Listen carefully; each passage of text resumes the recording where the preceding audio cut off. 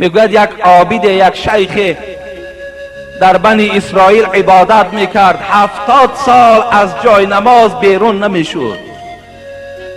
بسیار عابد بود، بسیار حلال خور بود، هیچ بار زبانش از ذکر پروردگار خشک نبود، همیشه با ذکر پروردگار زبانش تر بود.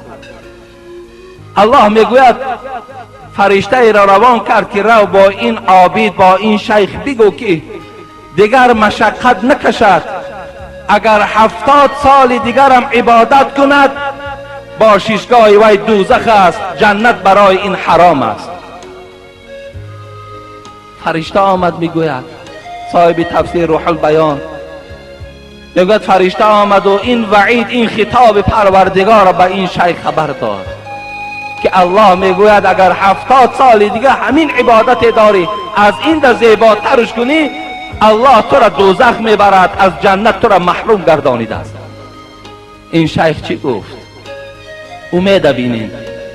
این شیخ گفت،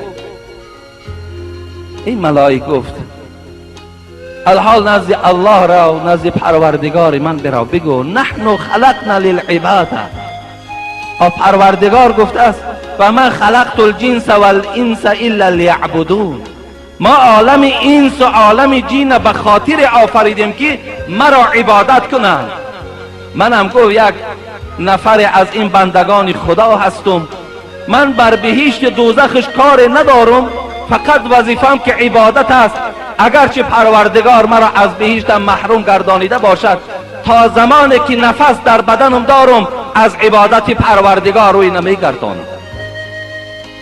وقتی این سخن ملائک برد و گفت ای پروردگار، ذات تو شنوا هست که اون شیخ بر من چی گفت، تو میدانی.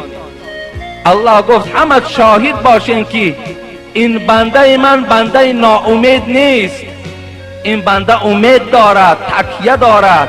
از این خاطر همه گواه باشید که گناه این شیخ من بخشیدم، این شیخ من وارد جنت میگرداند.